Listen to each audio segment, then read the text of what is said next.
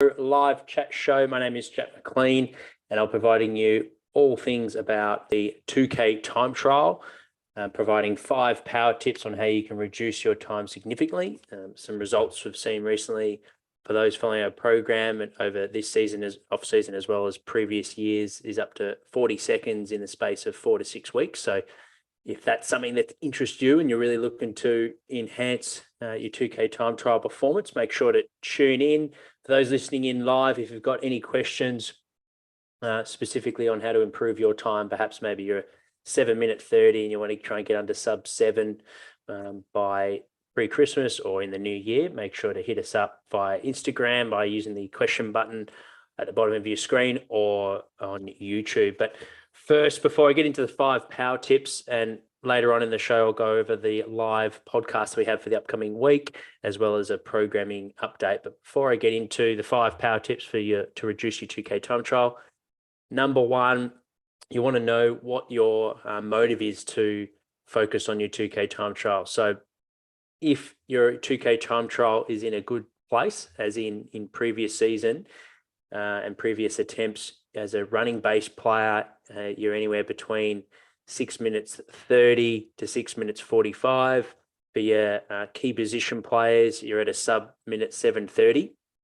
Then perhaps you need to shift your focus towards repeat speed, maybe acceleration technique, change of direction, or building critical mass to help you contested games. So at this time of year, at times, the 2K time trial can blind you and be all that you focus on, when ultimately, if you've got your 2K time trial in a place where it's not going to hinder your performance or not be the reason that you don't get selected into the squad for those trying to get into the NAB League or try and get into the VFL squad, if it's not a reason that you're not going to get selected, your 2K is in a good spot, then perhaps focusing more on your football performance and how athletic training can help your football performance is more important. And the reason I say that is because at times we can just, players that I've worked with continually just keep focusing this time of year on 2K time trial, only going for long runs and threshold-based intervals and not prioritizing what's actually really important for their game and thinking about their football performance and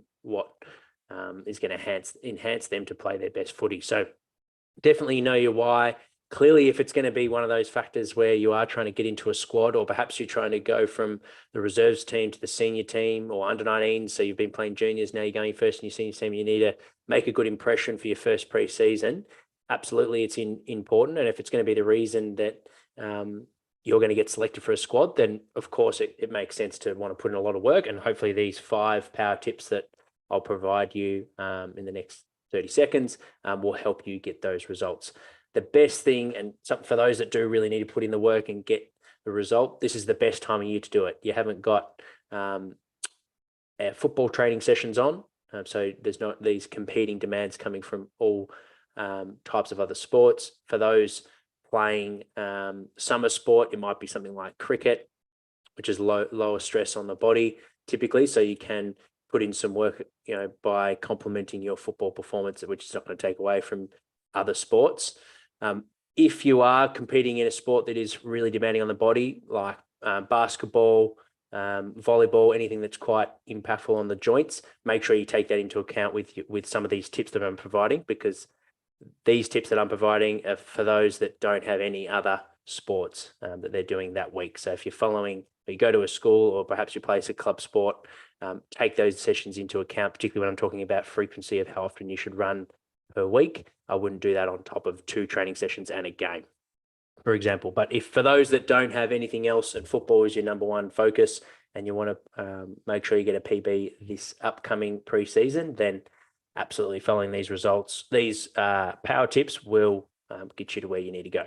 So starting off with knowing your running type. So the way that you can simply do that is look at your past 2K time trial and work out the average speed that you move during that 2K time trial. So you want to do that by working out the total meters. So for someone that did a 2K time trial and that took them 6 minutes, then we'll divide that by the 2K by the total seconds that took to give them their average speed, meters per second. Okay, so let's say your average meters per second is 5 meters per second. That's your maximal aerobic speed time. Then we'll compare that with your the fastest speed that you've run. So for those that've got a smartwatch like this Garmin here, or for those that wear GPS at training, you can contact your sports scientist and ask them for your max velocity. And that the gap between those two, so let's say your max velocity is 9, your average speed that you move out for your 2K time trial is 5, your gap between that is 4. And we'll use that for your repeat speed session. That's known as your anaerobic speed reserve. So when we're doing your programming, which I'll refer to a little bit later, when we're doing the slower runs, we're working off a percentage of your average speed for your 2K time trial.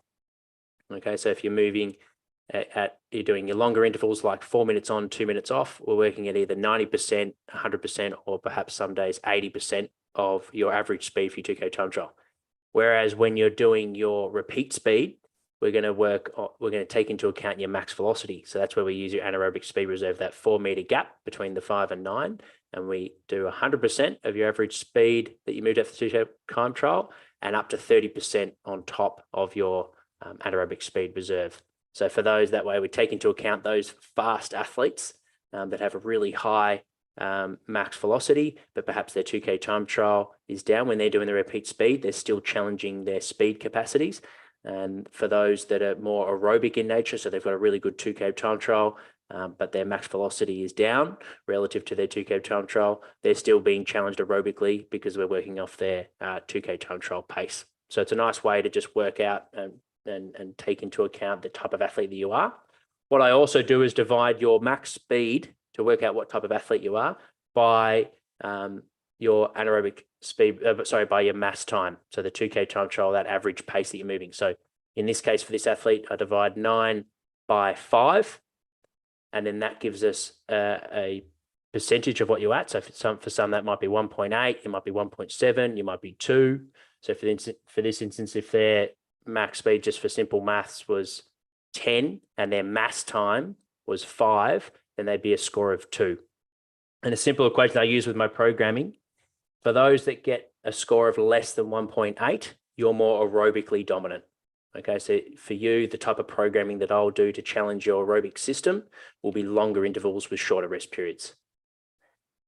For those that are in between 1.8 and 2, which is a simple calculation you can do while you're listening to this podcast, if you're 1.8 to 2, you're in the mix zone, which a lot of footballers do find themselves in the mix zone, simply because the demands of the sport do require you to be fast, but also they require you to be able to cover long distances over a long period of time. So if you're mixed, typically I'll ask the athlete what type of training do they prefer. Do they prefer longer intervals with short rest periods? Do they prefer shorter rep interval-based running? Or do they prefer more your super maximal type efforts, things like 60s, 80s, 100s? And then I'll go off personal preference with them. Or I might just give them an option of the two on the day and they can just go by feel. But no matter what, they're sort of a well-rounded athlete. So either side of the program isn't going to negatively affect them. And backing in their body intuition for those athletes, as the body has a good amount of intelligence, so we can back it in. And then for those that are above 2, so let's say you've got a max speed of 10 meters per second and your mass time is only 4, they're speed dominant athletes. So for them, if we give them long intervals like our aerobic type, 1, they're going to hate it, and 2, they're probably going to blow up, which is going to cause some issues with overload type injuries. So we're not going to get the best performance for them long term. It's not going to be sustainable, the type of program. So for them, I'll typically do shorter rep running. So it's not going to blow them up, but then we're influencing their rest periods in between efforts over time. So for example, they might be doing repeat 100 meter efforts, still at that aerobic pace, so not sprinting. So you're going 100 meter distance, and for them, they might be doing that at their 4 meter per second pace. And then they're going to have a 30-second rest period for a couple of weeks. And then in a couple of weeks' time, as they improve their capacity, we bring that rest period down to 20 seconds, but at the same pace. That's a way that we can work with those more speed-based athletes. So that's a good equation. So first, we want to know what type of athlete are you? And for those following the online program, that's why you did that 5-minute max capacity test on Wednesday, and why I asked for your max velocity during the week, so I can put you in those different programs and make sure the program is right for your body and is going to get you the best results. Number 2, from a frequency point of view, I've had the best results from a 2K time trial. So particularly when we're preparing athletes for the combine, where they run 4 times a week. I certainly not a big believer for running every day or running more than 4. I think 4 is enough if the quality's there and it's a purpose-driven program. So 4 times a week, and I'll typically balance that with start the week with a easy, steady state run. So we're trying to focusing not on their speed, but focusing on their heart rate. So the goal for the athlete is to keep their heart rate between 60 and 70%. So that can be quite challenging for athletes because all they want to do is work at a really, really fast pace and push themselves all the time. So having the discipline to actually have it as an easy day, and the easy way that I explain that to the athlete is you actually want to be feeling better at the end of the 20 to 30 minute jog than you do at the end. For an example of how I factor in the programming for those more speed-based athletes, for them, we'd probably break it up a little bit. So they do 3 10-minute efforts with a couple of minutes of walking in between to break it up. But more for the aerobic ones, for them, it's just a straight 30-minute jog. And then for the mix, it might be 15 minutes on, a couple of minutes rest, 15 minutes on, for example. That's on Monday. On Wednesday, I'll typically do some threshold efforts. So some really specific training to improve your 2K time trial, like 1K efforts with work rest ratio 1-to-1. So you might do a 3-minute 1K, for example, and then a 3-minute rest and doing a couple of efforts like that. And that's just an example. We wouldn't be doing 1Ks all the time, but we'd be working specifically to your mass time. So only including your average speed for the 2K time trial, not including your max velocity in that case. So the paces that we're moving for that would be typically bang on your test time for what you want to get for your 2K time trial. So if your maximum aerobic speed time is 5 meters per second, that was the average speed that you did for your test, that's what we typically do those efforts at. How I progress that day, that threshold day on Wednesday, is reduce the rest periods. So we're really improving and challenging your aerobic system to recover more efficiently while maintaining that speed. It gets you really comfortable and familiar with your testing pace.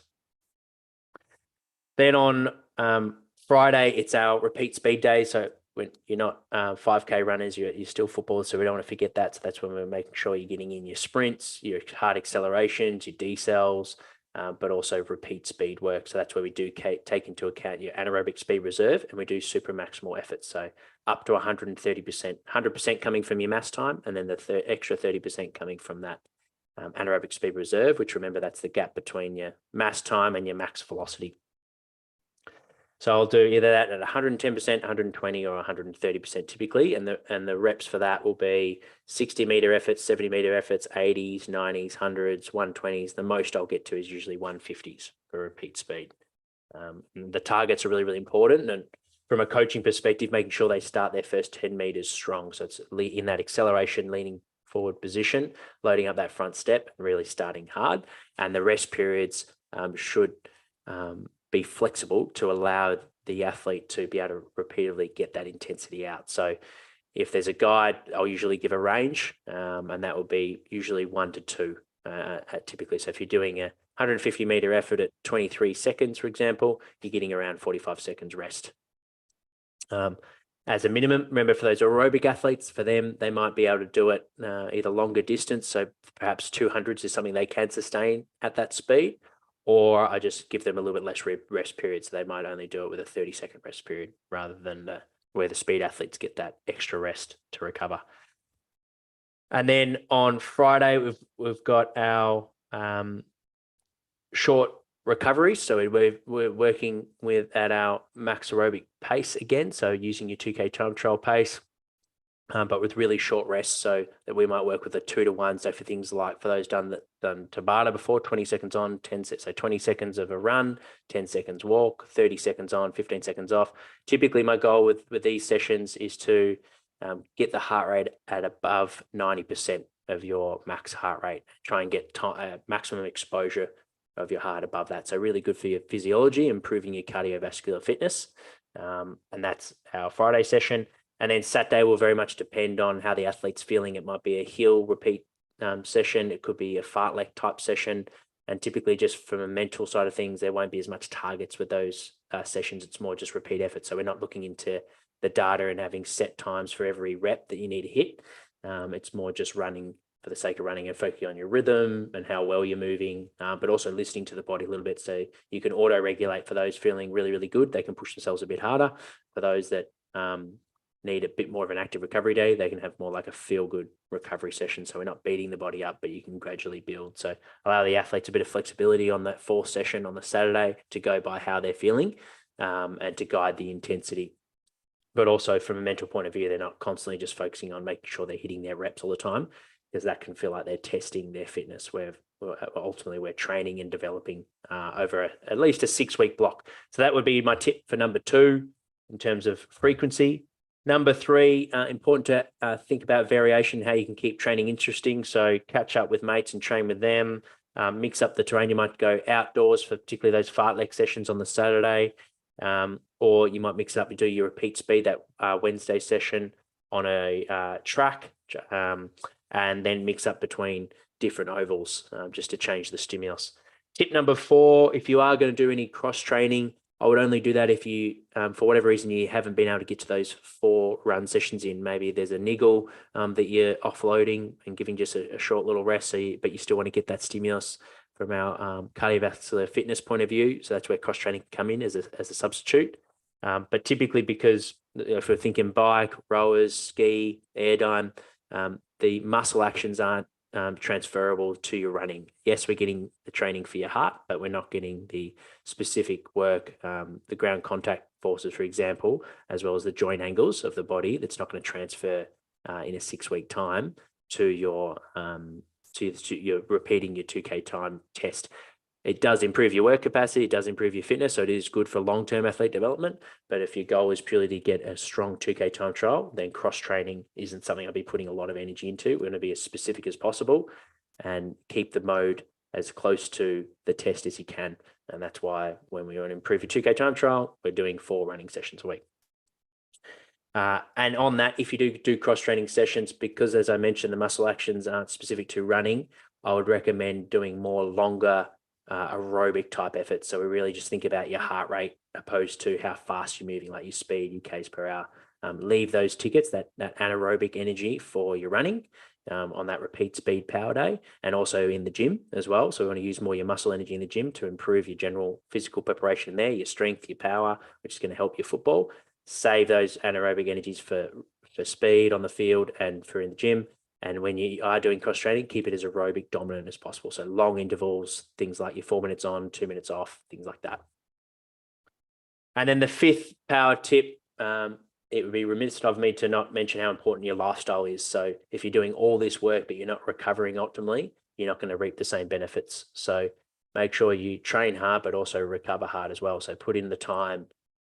There's some athletes out there that will spend double the amount of time that they do training doing dedicated recovery work. So that's not including your 8 hours that you're sleeping at night. That's active recovery, things like going for a walk, doing pool recovery, sauna. So dedicated, purpose-driven recovery is really, really important. Obviously, your passive recovery helps as well. So getting a foam rolling session or getting a stretch or getting a massage. All those things count, but making sure that you're putting in time into your body to actually work in rather than always just working out. That's from a recovery point of view. And then also make sure that you're eating really healthy. So eating real foods that come from either from an animal or from the ground. They're your safe bets. And then getting your quality 8 hours of sleep night, maximizing that time before midnight, and making sure that you're routinely waking up at the same time and you're going to sleep at the same time. Those big rocks are really important. If you go to our Get Better plan on our podcast, there's heaps more information and power tips around sleep and how important it is, and eating healthy and eating organic foods, and how important that the source of the ingredients is with your food. And there's also some sports dietitians that have come on with AFL experience throughout the podcast. So make sure to check out those interviews if you want a little bit more information. There's my 5 power tips. Hopefully they help you in your results. And for anyone listening in that's taking on those tips and you're not following a program, we do have a 2-week program for free where you can get a 14-day trial. So make sure to jump on the program and you can experience exactly all of that I just talked about, some of the things we take into account from a conditioning point of view. All right, moving over to our podcast. So for this week, we have Luke Rooney on the Prepare Like a Pro Live chat show. He's actually an Academy member as a coach. He was one of our first members to join the Academy. and he's got his business called Rugby Academy that he's been founded, as well as a personal training business. So he's helping rugby athletes, just like Prepare Like a Pro helps footballers with their athletic training. Luke actually does it all. He does the skills, tactical point of view. So he's got a world-class background being a professional rugby athlete, as well as a rugby coach from a technical point of view. And then he's also got a strength and conditioning personal training background, and he's actively working with clients in the gym and on the field. So if you're interested in improving or starting a business, there will also be some business tips around that, how Luke set up his business for the first 6 months. That will be on Tuesday at 1 p.m. And then our interview with strength and power coach at the Essendon Football Club. We'll publish that episode with Connor Daly on Wednesday. That was all things about the differences and similarities between rugby, strength and conditioning, and AFL football, mainly from a strength and power perspective. On Thursday, we have an interview with Paul Devlin, who's been a high-performance manager across the NRL, and he's now working outside of sport in a data role. So really looking forward to talking to him about high-performance sport and how data can help drive sound decisions. And then our bite-sized episode will be with Selwyn Griffith. That will be on Sunday. He's the Melbourne high-performance manager. We're going to shift over to YouTube now. So for those all tuning into Instagram, I'll say goodbye. If you want to continue to watch, just head over to our YouTube channel. And just bear with me. I'm just going to share my screen. Okay, so this is the week. We're right in the pointy end of our program from a volume perspective. We've got a few more weeks before footballers you're going to return to your football training. So now's the time that you can really work on your aerobic capacity, like we just talked about with the 2K time trial. So we're going to use that 5-minute test that you did during the week on Wednesday, where you ran as far as you could. I'm going to work out your average speed that you covered. And then I'll also divide that with your max velocity, so I can see what type of athlete you are. Are you more that aerobic dominant, where I'll program more longer intervals? Are you more a mixed based athlete, where you'll have an option whether you do more the aerobic stuff or more the repeat or more the speed based intervals, shorter intervals, sorry. Or are you more a power athlete, speed based, where we're not going to beat you up with doing those long grueling efforts? We're just going to keep the distances shorter in nature, but still give you that stimulus from a cardio point of view by shortening your rest periods. So we'll work that out. Make sure, if you haven't already and you completed that test, to enter it into TeamBuilder so I can use the data to guide my programming from a percentage point of view, just like we do with the gym, using your 3-rep max to guide your bench press, your deadlifts and your squats. We're just doing the same thing from a conditioning point of view, so you can be really purpose-driven and get the most out of your efforts. But as you can see, we're heavily involved with football now, so lots of change direction work. Every session you should be doing some acceleration work, kicking footballs across all differences and different types of kicks as well. So snaps, bananas, goal kicking, short field kicks where you're punching the kicks, and then more kicking roost kicks long down the line. Really important for your skill, but also for your injury prevention, particularly around the quads and hip flexors, that you're getting that regular exposure of getting your kicks up. Because as we know, come pre-season, middle of November, late November, your kicking volumes are going to spike up massively. And if you've done all the right things in the gym and on the field, but you haven't been touching the footy enough, that could be the one thing that bites you. So make sure, not just from a skill point of view, but also that's a really important from a injury reduction point of view, that you're getting the footies involved. But as you'll see, Monday, we've got a repeat speed block as well as a fartlek session. So a bit of a mixed phys session there, and a couple of football blocks. And then it's a heavy lower body day in the gym. So working up to a heavy set of 5 across 6 working sets on your back squats, and 4 sets of 6 with our RDLs. They're the 2 key lifts. Make sure we're lifting heavy with good form and through good range of motion with those. Still very much in that off-season focus where we want to be lengthening your strengthening. So work through your end range on those big compound lifts. Tuesday, and as you notice as well, it's not just the gainers doing an extra upper body session now. The volume will be a bit higher on gainers, but for even the maintains, those just purely you're working on your athletic development, from a strength and power point of view, we need to get that extra gym session in. So you're doing now two gym strength sessions and 1 total body power session. And then in the new year, I'll strip that extra upper body strength session out. But now's a really good time to build some strength and power, it's the best time of year to do that. So that's why there's that extra session on the Thursday.